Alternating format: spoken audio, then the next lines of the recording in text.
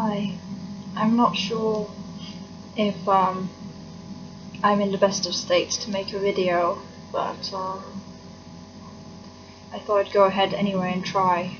And I thought I'd just give a disclaimer that this video is probably going to have a lot of triggers, like so many triggers. I don't know, maybe your head will explode kind of triggers, so if you're not in the mood for that, I'd recommend you go watch another video or come back later to try and watch this this video, because it's just a lot to get through, and I'm not even sure if this video is even actually appropriate or a good idea. That I'm not sure if it's the kind of video really that like I should be sort of posting online. But one thing I've found out is that if I do not discuss these things, and if I do not try to process them, I'll just go crazy. And I've realized I could always journal, but I find that I come up with the best of ideas, not that this is the best of ideas, usually when I'm thinking or talking out loud, which is not that often, but I have this terrible habit of the few people I'm around, very few people I'm around, is this mistake I've made in the past is I'll talk at people instead of with people. Instead of a conversation, I'm just doing something that I'd call basically info dumping. I will talk about my obsessions for ages, and I feel really bad because then people's eyes will glaze over. And this is a habit I don't do so much anymore. I only bring up things like this, what I call info dumps of information, like downloads of information, to the other person if they're interested in said topic, if they don't mind me ranting, and sometimes I'll even ask permission if I can rant, and yeah, so just to see if they'll listen. This sounds terrible because it's not how I like to go about friendships, but I have had this habit of talking obsessively, I guess, about my interests, and even worse than talking about my interests to another person, it's not necessarily stories, although that doesn't help, is just, I don't know, just bringing up the same kind of rhetorical questions that nobody can answer, or why questions. Like, I find that I've basically pissed off people in the past for asking why questions, or how, or like what, just any possible question. And this used to anger my parents immensely as well, when I used to ask questions, things they could not answer. And I've always wondered, like, if questions are bad, then what's somebody supposed to do? Am I supposed to sit and write down all these questions since I was a small child, and just sit there hoping the answers will come?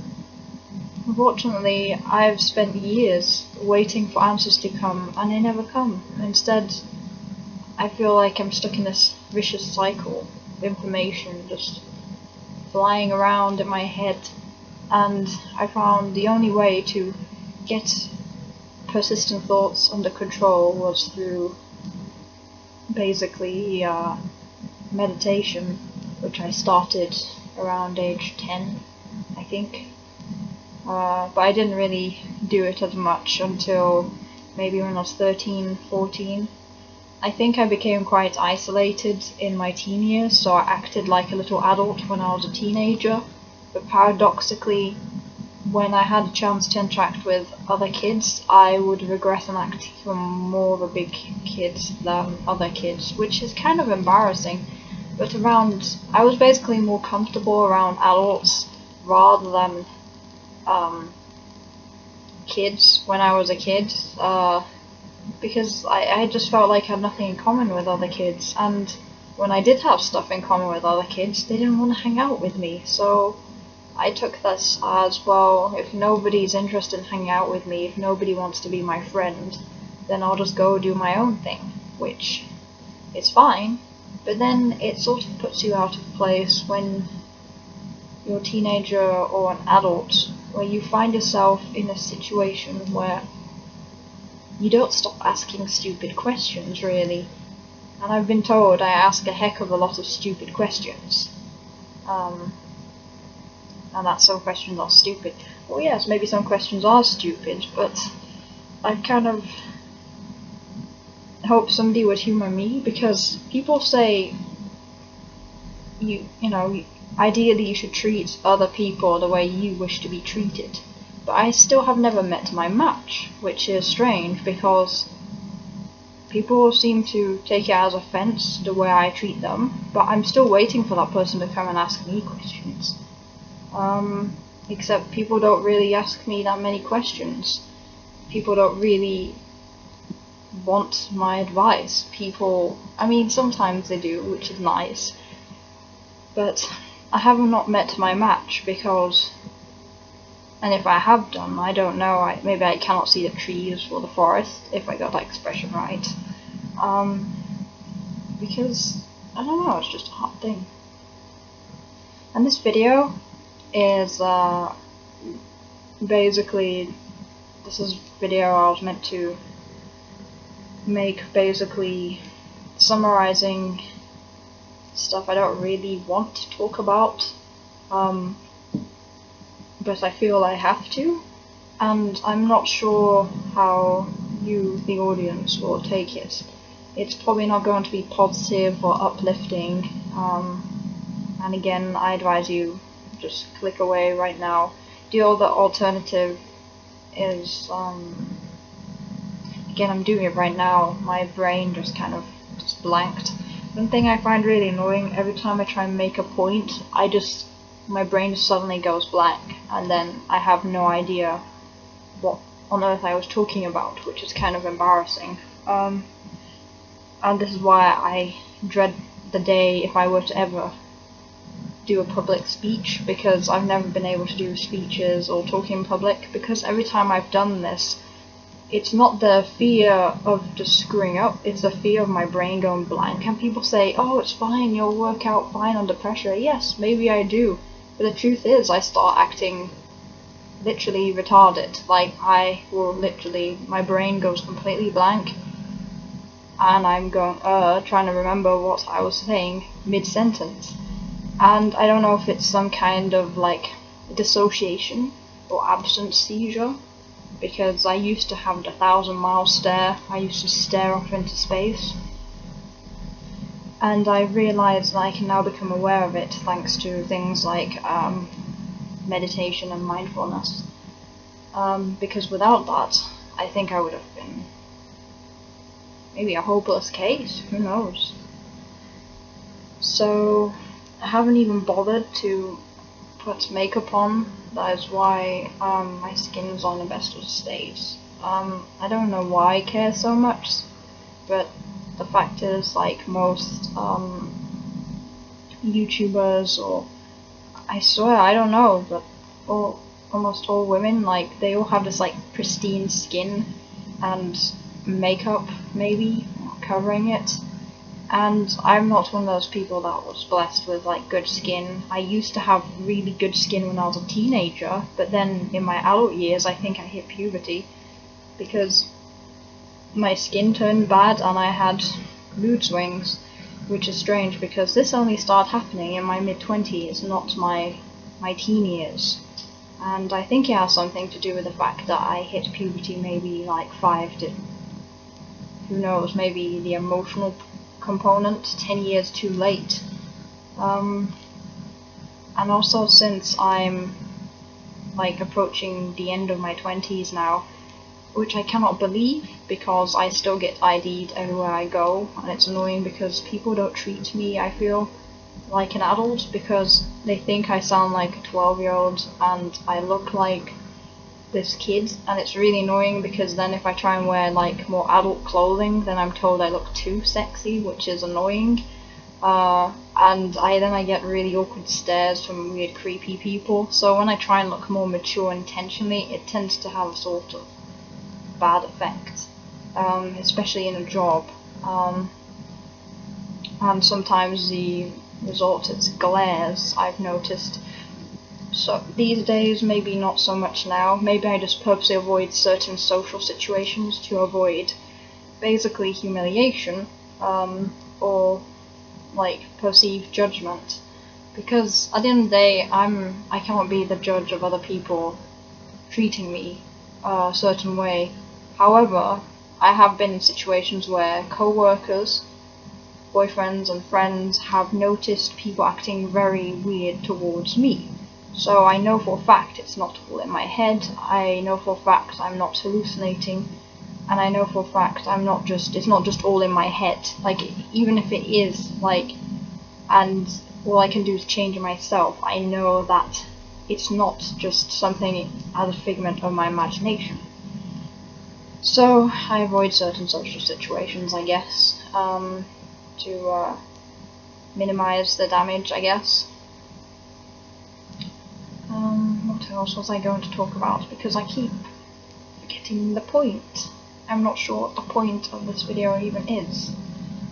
I think I'm going on a tangent here because I should have started talking already about my past. And this is going to be a hard one. So again, if you do not relate to the situation, I understand. If you think I'm being a Debbie Downer, I understand. If you think I'm veering for attention, I also understand. But if you do relate to any of this, then I advise you, I guess, to keep on watching if this helps you in any way. I'm not sure how it would help you, because I'm not really trying to give any advice. I'm not trying to help anybody here, and I wish I could be of more help, but I've noticed at the end of the day, you cannot help others if you cannot help yourself. And I'm not in a position to help others, at least not yet. And I'd love to help others. I just don't know how. And it's excruciatingly hard when you get up in the morning and you realize like you've got this horrible sinking feeling in your chest every single day. Now, it could be a case of depression, but I'd even go as far to say on a more spiritual level, I'm probably going, at least, it's interesting, right, because I'm more scared of the concept of depression than the spiritual concept of the dark night of the soul, because that would mean there is meaning to it, more than just simply depression as a sort of biological state or your brain failing. And it's annoying because I don't think I'm depressed just because of a biological mishap, although it probably does contribute sometimes, you know, to genetic factors and blah blah blah, but I rarely think it's that. I think depression is caused by societal breakdown of family values, and people basically gaslight the people tell the truth into believing it's all in their minds, and they just continue to gaslight them or triangulate them or push them to the side in society instead of actually consider where they're coming from. And that's the interesting thing is, as well, is I'd consider everyone with some kind of mental illness actually suffering from a form of mental fragmentation.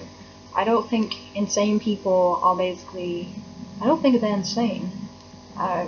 I think very rarely people you don't just wake up and you're insane. It doesn't work like that. it takes years and years of something bubbling under the surface. I'm always sure there's more to it. I do think, of course, yes, again, the biological causes, or maybe people who like do drugs and they're triggered into psychosis. For instance, I think some people are more susceptible than others, but why are they more susceptible than others? Maybe because their state of mind was not coming from a very, I don't know, sound space. Basically, it's just the person that goes into psychosis or person that goes crazy, say, from doing drugs. I think that's just the tip of the iceberg. And even then, I think a lot of people don't go crazy generally from, like, just, I don't know, I can't be the voice of reason on that one. Really, that's not my point, but like there are some studies even saying that LSD in the future could be potentially implemented as a cure for depression or help in neurogenesis, basically, potentially. So I'm not anti-drugs, because interestingly enough, a lot of pharmaceutical drugs for ADHD are just basically, if I'm right, they're amphetamines or uppers, and the way they're made apparently, like, turns these people into zombies. And in some cases, I personally think that's more dangerous than having tripped on some shrooms once in your life. Although there are these mysterious horror stories of people dying or getting sick or going crazy off one psychedelic trip on, say, ayahuasca, and I have no idea why. It's quite possible they consumed it wrong, or they're in a wrong state of mind, or there's obviously more to it than the news articles letting on. I'm just, like, nobody's, like, really analysing these people's, like, they're not analysing their blood, they're not trying to find a whole backstory to it. Like, there's always more to it. Things don't just happen, and then,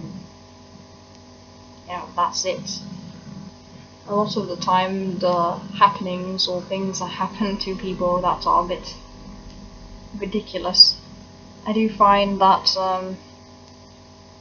again, there's just usually more to it. That's all I can say on that topic, really, for now. I've noticed I'm already trying to avoid the said topic, because now almost 20 minutes have gone by where I'm rambling and I'm trying to avoid the topic at hand. Essentially, what I believe to be my neglect, my abuse, and a few other things, and it's extremely frustrating, and how it basically contributes to me not being able to communicate my needs properly. And I'm not sure why anybody would want to watch this, because unless you're my therapist, why the hell are you watching this? I really don't know.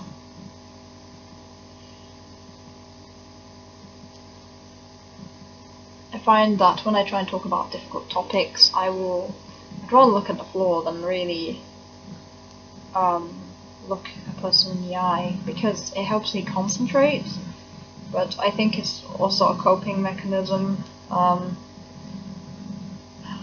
because looking anybody in the eye, like, I don't mind, but if I'm talking about my own experiences to another person, I don't know, it's like I'm almost ashamed, basically, to prove that I exist, basically. Like, I basically don't exist. If I just don't look you in the eye and I just look at the floor, or your shoes, or the pattern in the carpet, or the random crumbs in the floor, like, that makes so much sense to me.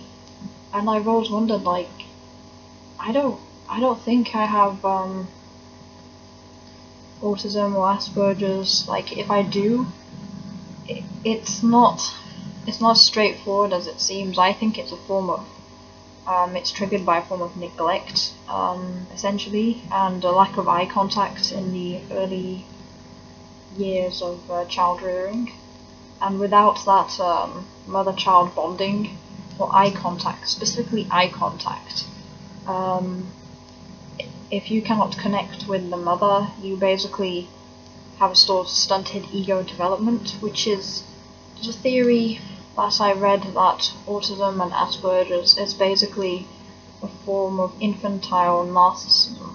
It's not narcissism like you're stuck at age mentally 6 years old, but you're stuck in the toddler years, which maybe even younger, which basically confirms my more far-fetched theory that I've discussed with some people before, is that maybe, in a sense, like Asperger people, not all of them, I don't know, or some autistic people, we're talking more on a maybe unfortunate Rain Man level here, like they don't really have a real ego.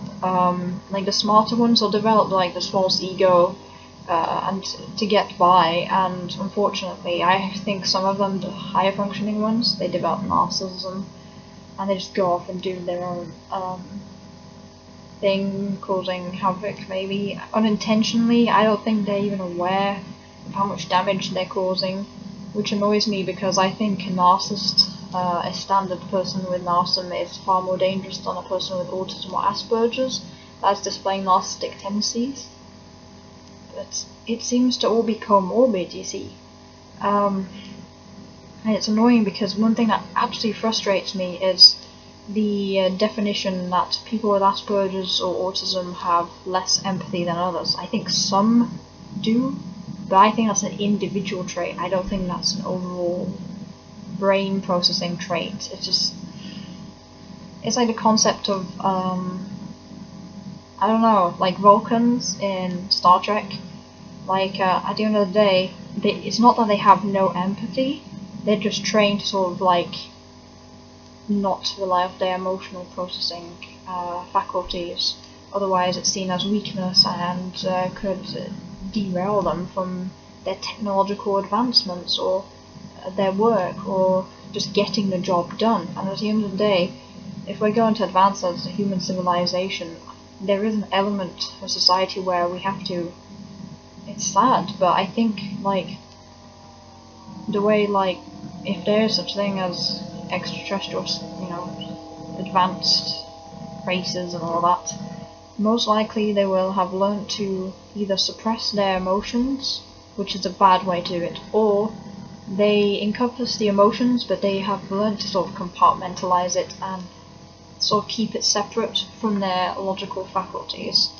And here's my theory. I think like Asperger's, I'm not too sure about autism, like the low functioning spectrum, but I think Asperger's is a form of, I think it's a form of evolutionary leaps, but I don't know if that makes sense.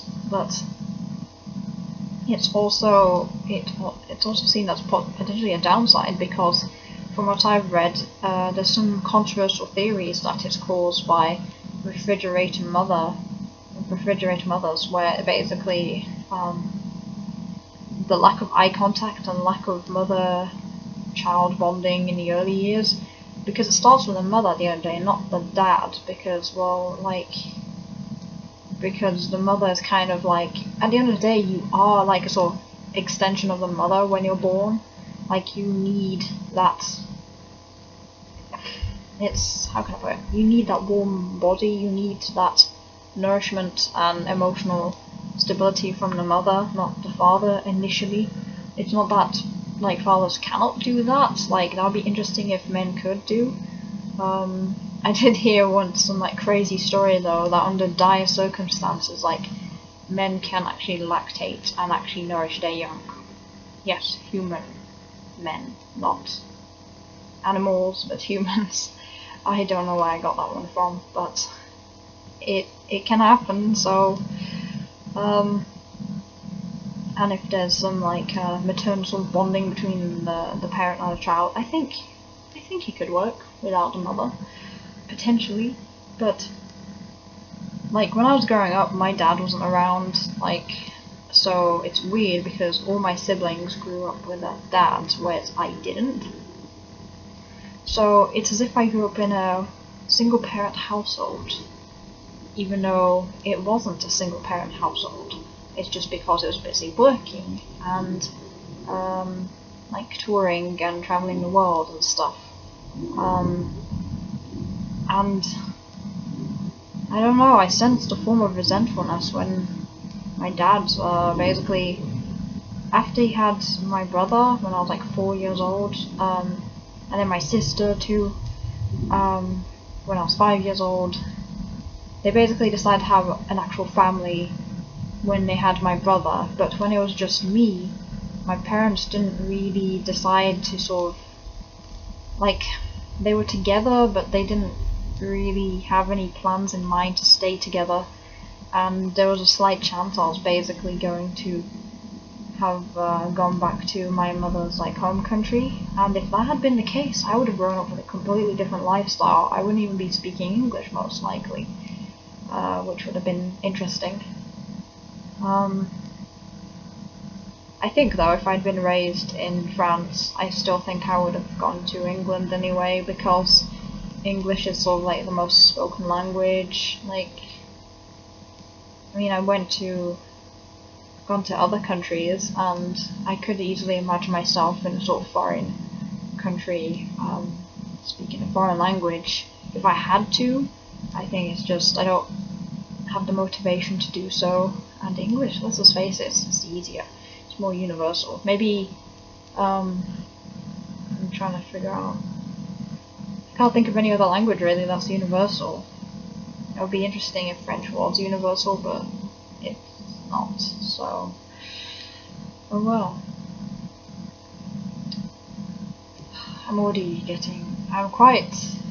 I'm rather ill, like, making this video, as in I've had this like cold that just won't go away, and it's this weird virus type cold that doesn't feel like it's standard cold, but it's just like a really annoying nagging cold.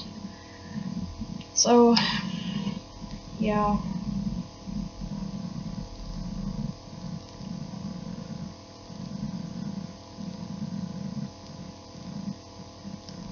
I cut my hair thinking I would maybe look more mature, maybe. I didn't do it just for that reason, but I still managed to get ID'd when I was in the store. And I was like thinking, I'm buying a whole week's shopping of practical things that a teenager wouldn't do. Like, the kind of things, like what underage person buys probiotic yogurts, specialty foods, but also combined with very boring basic stuff. Like, because I've noticed teenagers, like, I live in a student area, so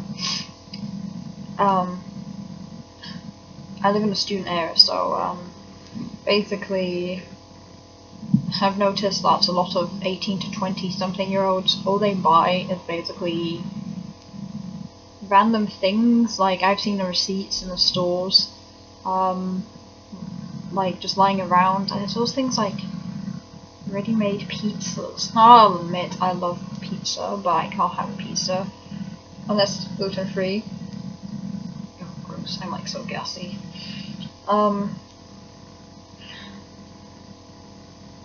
But yeah, and I'm just like, I feel like like, my shopping list is like made for that sort of family, if that makes sense.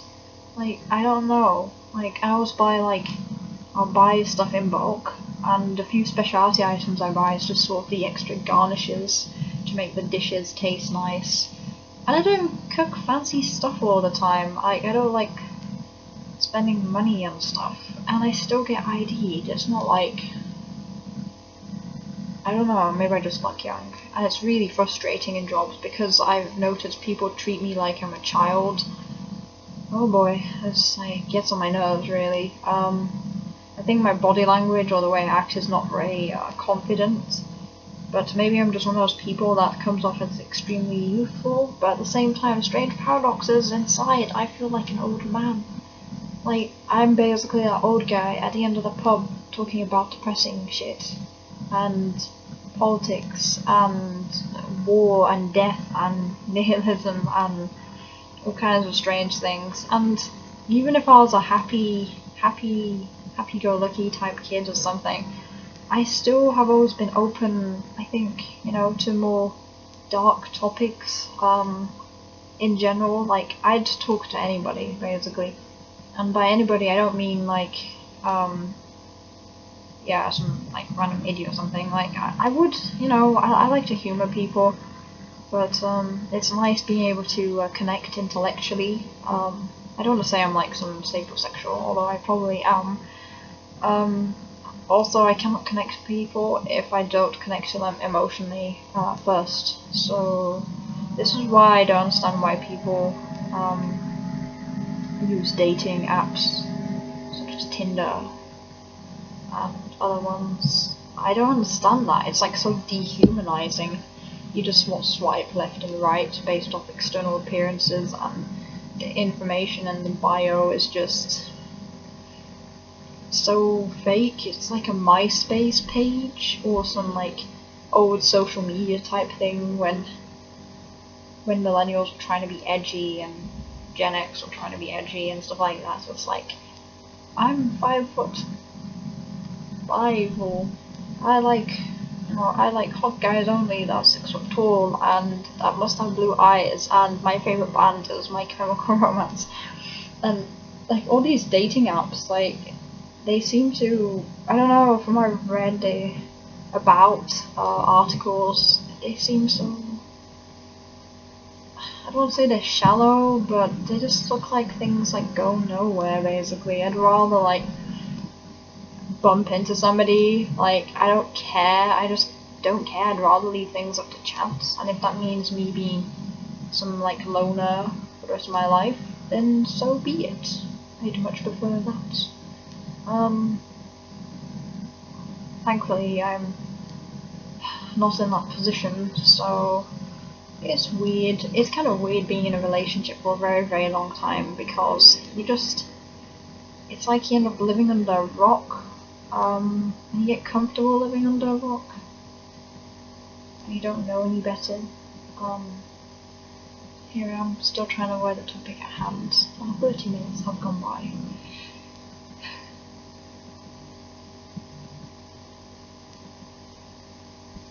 If my hair was a bit wavier, I think I'd be a bit happier. Like maybe a sort of like wave side. I haven't actually done anything to my hair. I haven't like properly like brushed through my hair, so I am well aware of how I don't know if I look disheveled. I have not put any makeup on. I'm wearing this dress though, and it's all like a skater dress. I don't know, like the way it's like cut, it's the kind of design you'd see, well, precisely people doing ice skating, sort of flares out a bit. Otherwise it's got these like sort of fake leather parts to it. And I would anything to read the same topic. Maybe I should just simply take a break anyway.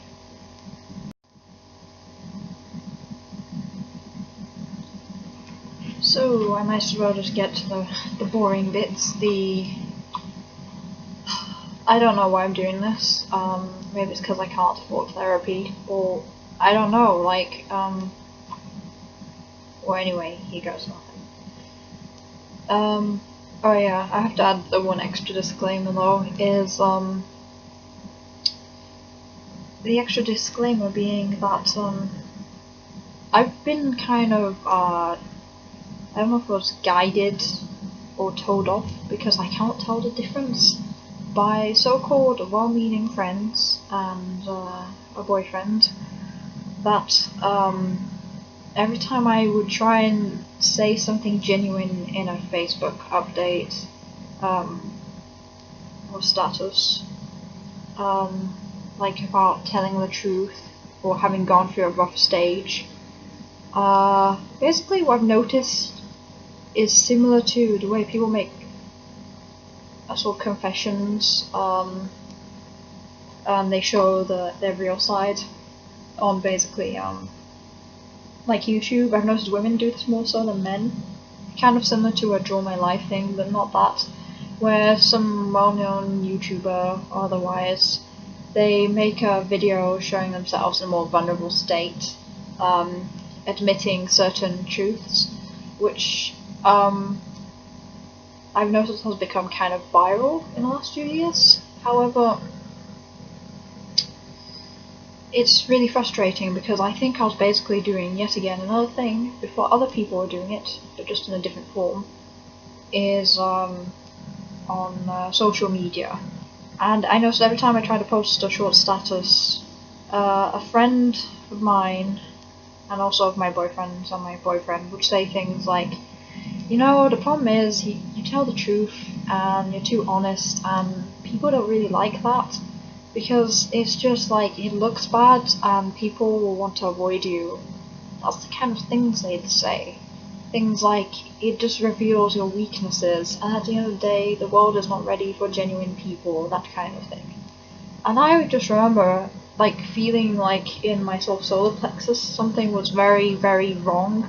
But also I felt hurt because I felt hurt that basically like the people close to me weren't basically supporting me at all, and I was living with said friend and boyfriend for quite a while,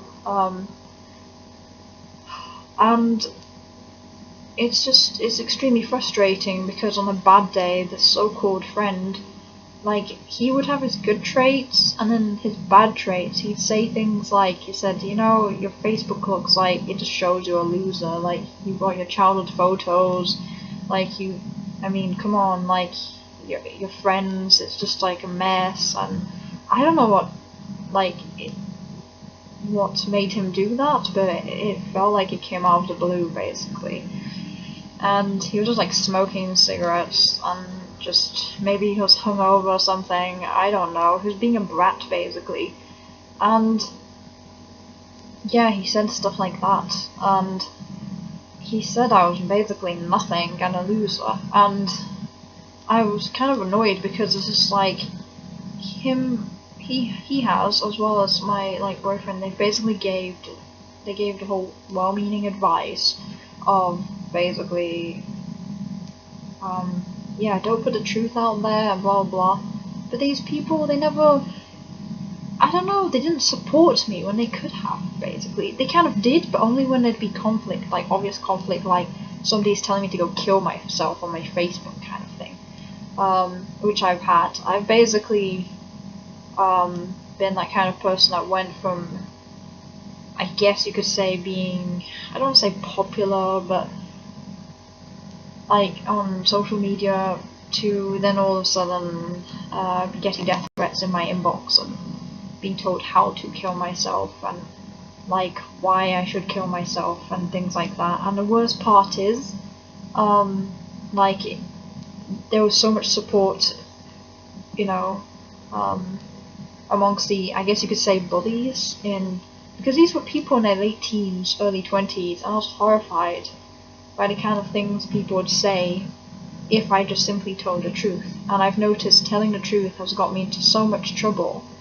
I've been outed basically as a racist, a fascist, an anti-feminist, all kinds of weird things, for basically just telling the truth. Like, I don't really give a shit, that's the thing. I just say it as it is. I don't have a filter. Like, I've learned to sort of build a filter, or multiple filters now, because now I'm old and I know better.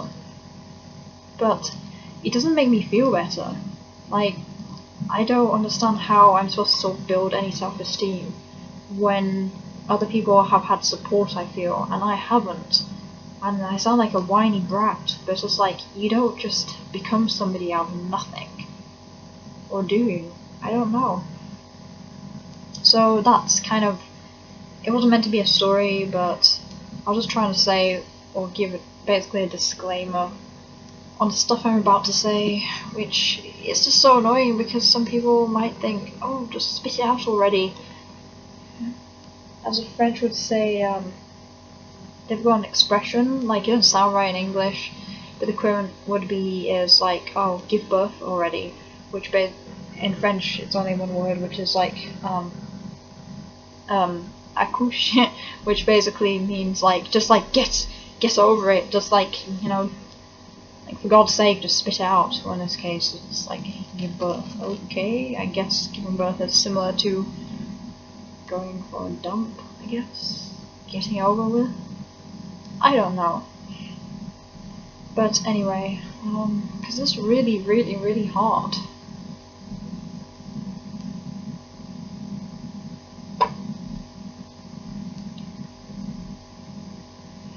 Even with all the support of a fluffy alpaca liberty, and this guy or thing, I don't know if it really has a gender.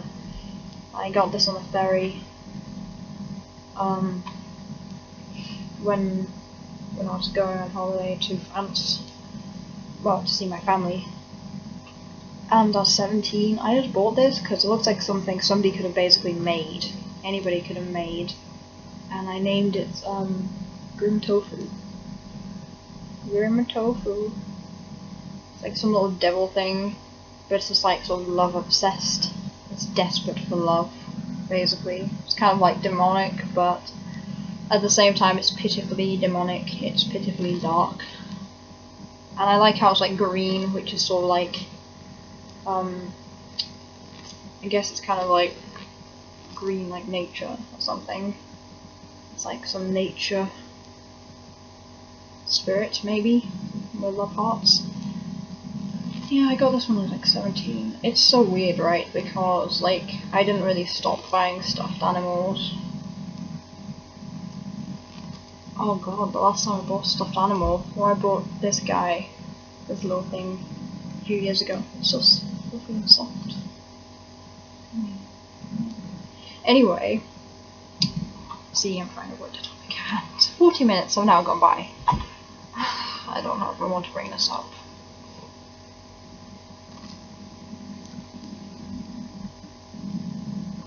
So, basically, my earliest childhood memories started off with, I suspect, a form of neglect, in that one of the reasons why I have difficulty relating to other people, I suspect, is because I grew up having, between ages 0 to 4, memories of being alone all the time. All the time in a room. I remember I wasn't read bedtime stories, I wasn't, at least not on a general basis. I remember having a memory whilst guilted for asking to read a bedtime story because my mother got extremely annoyed. I was maybe 4 years old. I remember feeling frozen in space and time when I asked her to read me a story and she said I wasn't listening. She just snapped halfway through the story and she said something along the lines of I wasn't giving her eye contact. Now here's the thing, I cannot remember if she was speaking to me in French or English, because apparently I learned French before I learned English, so that's interesting. But either way, is whichever language it was, is yeah, it was one of those like children's books with a, I don't know if they had these in America, like a children's book, like a vocabulary book. Maybe it wasn't a storybook. I don't think she tried to read that one to me though. Like under, I don't know what they were called, Osborne books, with a gigantic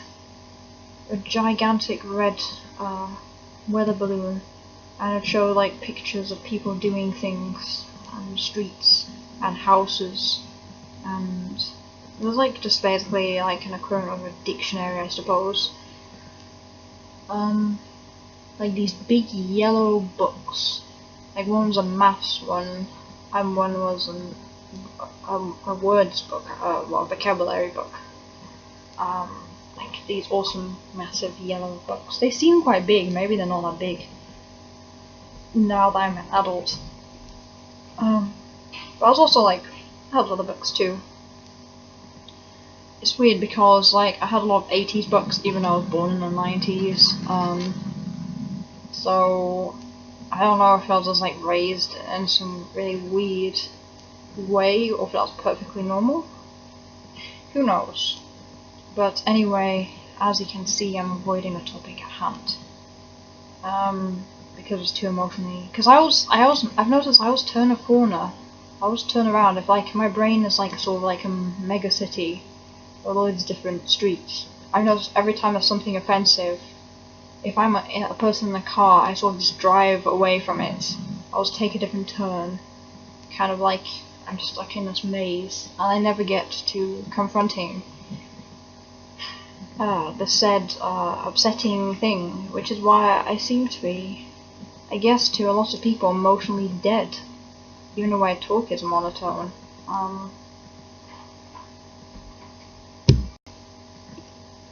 So yeah, I remember she was reading in a nice voice. I was very young, and then all of a sudden she snapped, like, and I just like was what, like, stunned, and she basically snapped at me and said like, since I'm not paying attention, blah blah blah, then I'll never read to you ever again, that kind of thing.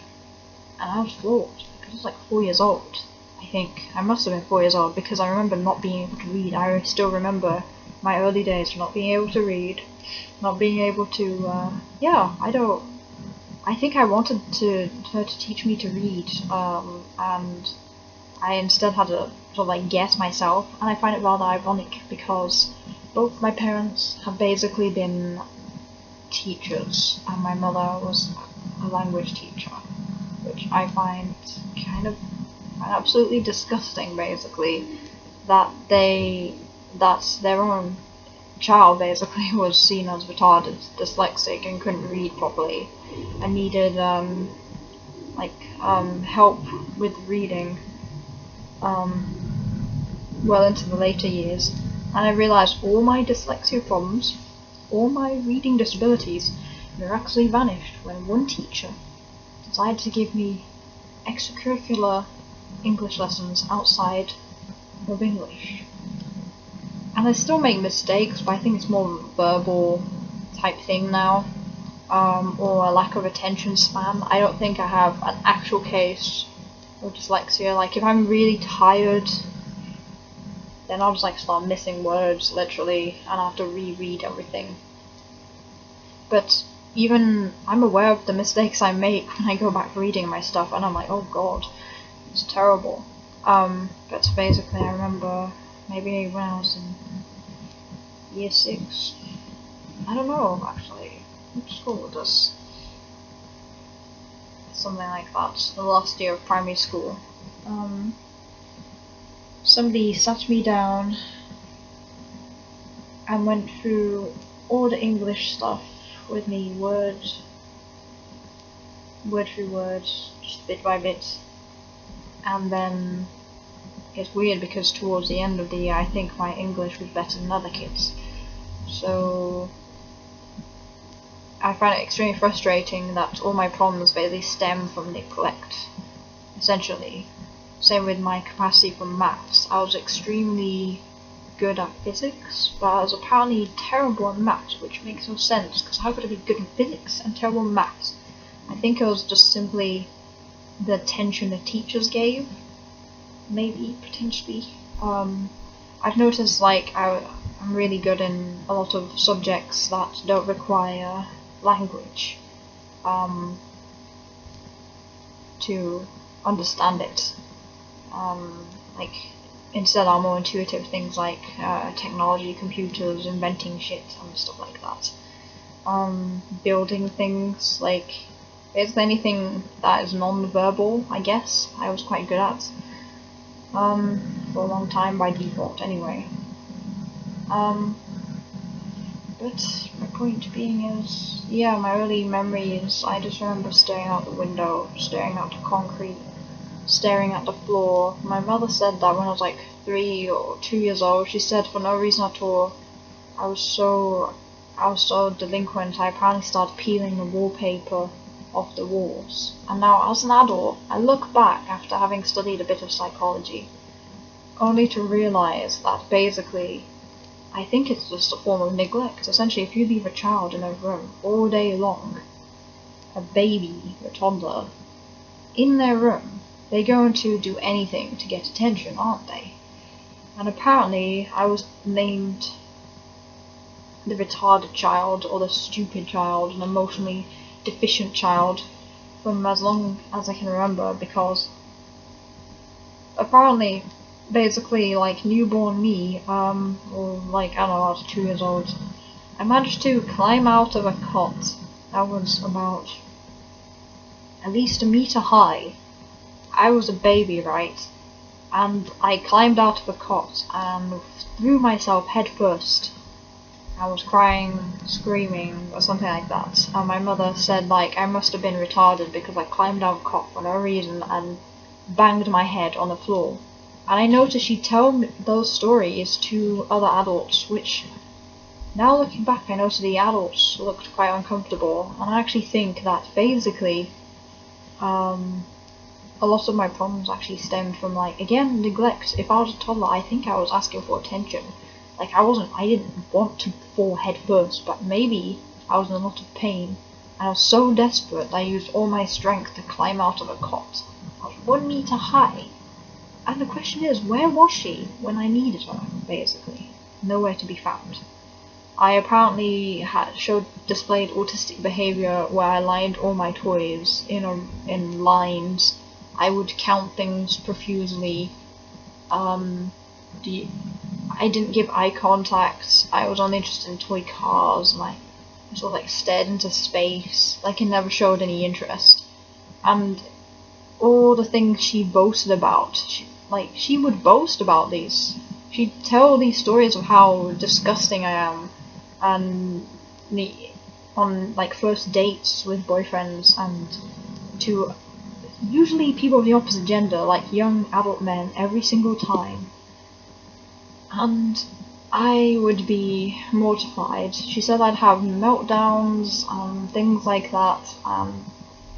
Maybe I did, but I noticed one thing is, like, if she snapped at me because I did not give any eye contact, maybe it's because she didn't, I guess, try? I don't know. Another thing is, like, I did see a psychiatrist twice in my life. Not a therapist, a psychiatrist who basically diagnosed me whether like I'm sane or not.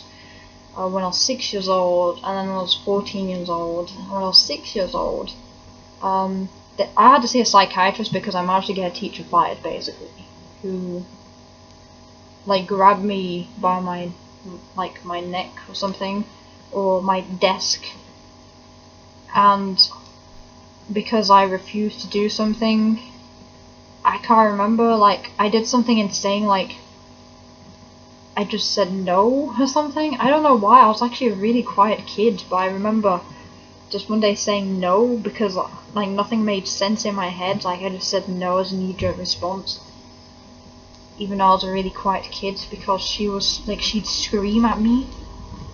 And this was in France, like, and I managed to get her fired because she basically, like, she got so mad she dragged my table with me still sat in it, because in France they have the chairs all, like, attached to sort of tables, these wooden tables, and she just dragged my whole table to one end of the class to sort of humiliate me and sort of separate me from all the other kids. And I noticed I had this problem in the UK as well. Like, I had teachers that instead of teaching me, they would send me to the wall where I'd have to stand the entire lesson because I was being stupid on purpose in maths for not understanding. If I put my hand up because I didn't understand something, it's because I didn't understand it. And unfortunately they took it as basically I must have done something on purpose to annoy them. Like, they took it as sort of like, it's like narcissistic injury they're taking it as. And I don't know how I did it, but I've managed to get, like, probably several teachers fired. One for sexual abuse, not towards me, when I was a teenager, and when I was 6 years old. Basically all I did was have to tell the truth. Like, that's it. Obviously must have gone home devastated in France. I don't understand why she screamed at me. She screamed at me. She didn't scream at the other kids. Now the thing is, even though I was diagnosed with ADHD and hyperactive, I was actually unusually quiet. I was inattentive, and I'd stare out the window a lot, and I had this insane imagination, and I literally had to sort of, like, blindness towards understanding a lot of things that the teacher would say. Like, they'd say something, and I'd literally hear, I was like,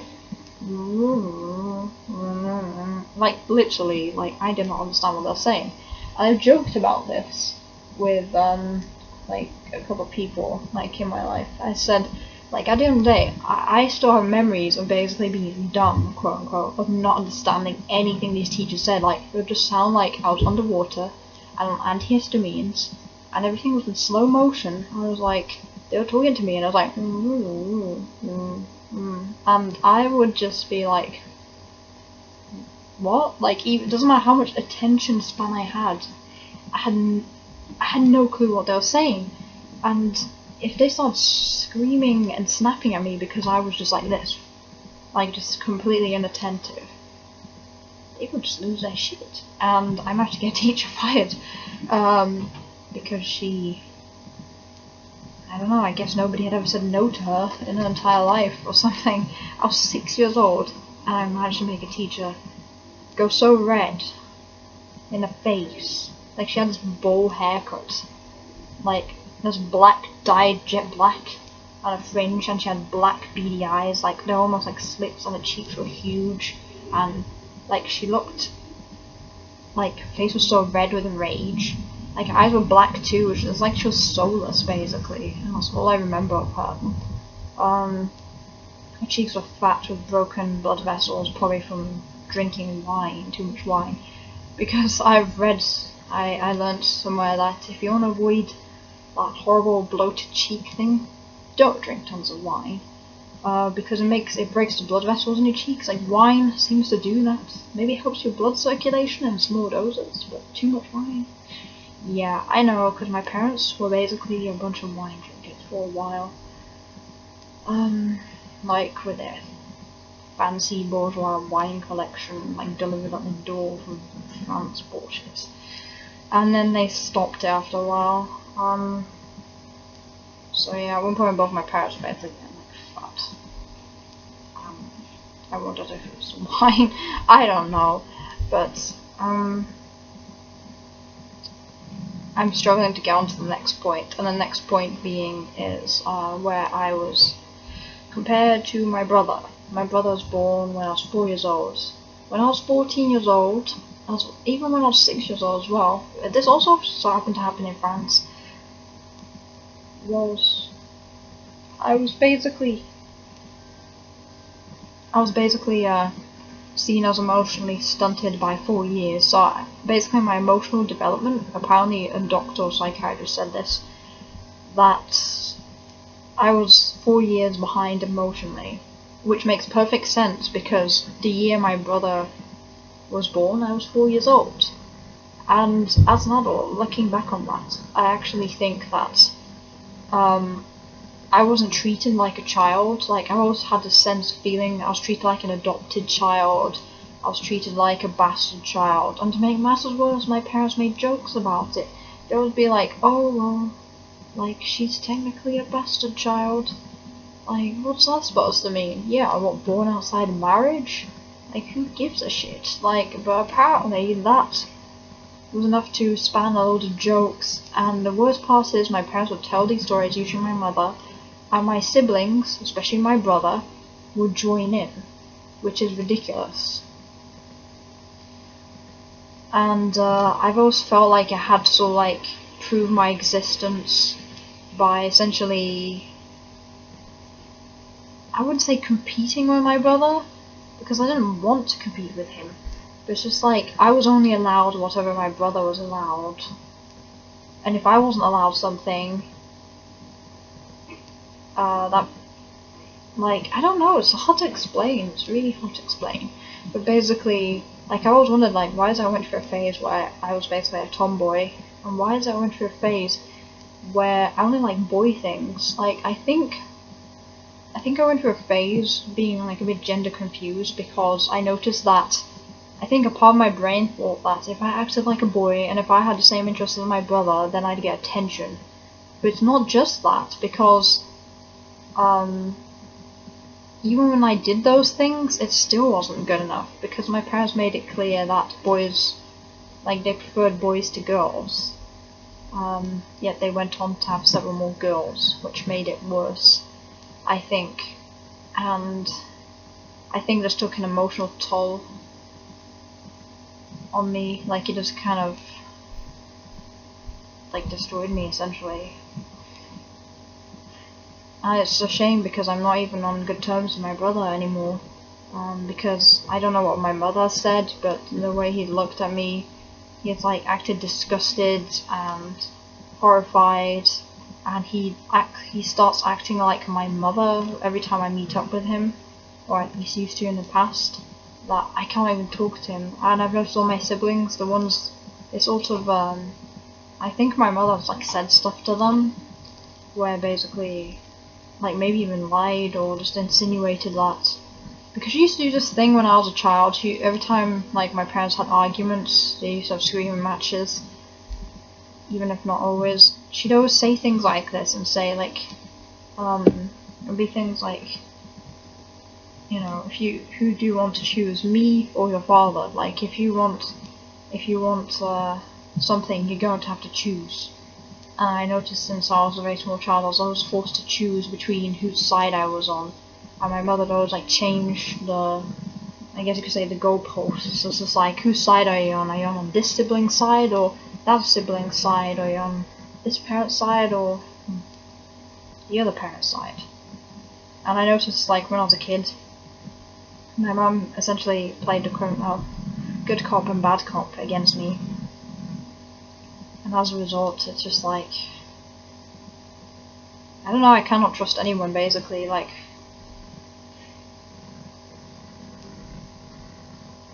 I was basically always compared to my brother. Like, if I did something, he'd do it better. Even though he wasn't interested in music, he wasn't interested as much in science, sci-fi, or video games. It's odd, actually. He wasn't even interested in, like, sports like football. Yet, if my brother showed any interest on the exact same things I want to do, he was given that praise. Same with my sisters as well. Like when I asked for guitar lessons at 8 years old, my sister, who was 5 years old, was then also given a child guitar, acoustic guitar. And my parents once said, when I was 8 years old, they said, well, you never asked for like guitar lessons, you only showed interest because your younger sister did. And I was just like horrified, because it's just like, no, maybe I did have interests, you just didn't notice them that I had interests. And as a result, I think as an adult, I realised that no wonder I feel lost, so lost in my personality. No wonder I'm not entirely sure of who I am and how to be genuine. Because my entire personality was meant to be created as to be some kind of emotional caretaker of basically my younger siblings who are 4 years younger than me, 5 years younger than me, 8 years younger than me, and 10 years younger than me. It's just nauseating, actually, when I think about it. I was basically the emotional parent to one of my siblings, and maybe more than one, at one point as well. And they were basically disabled, but maybe they weren't disabled, maybe they're just neglected, because one of my siblings suffered from autism. And I noticed the immediate change of behaviour in my mother when I was 8 years old, the way she treated my sister when she was diagnosed with, like, infancy autism or something. And then she had another kid. If I was a 2-year-old that was, like, just dropped, only to be taken care of by me, I'd be mad too. And this results in me becoming a parent, essentially from age 8 years old. Well, technically 10, because she was like 2 years old when things changed. And now I guess she's okay, but now we don't communicate at all. I've noticed, like, all the communications, all my siblings are basically severed. And they will say strange things like, well, you're born of a different generation, or like, you wouldn't understand. And the way they treat me is the way they treat like some outsider relative, or like I'm over 40 years old when I'm still in my 20s. For goodness sake, I'm not their parent.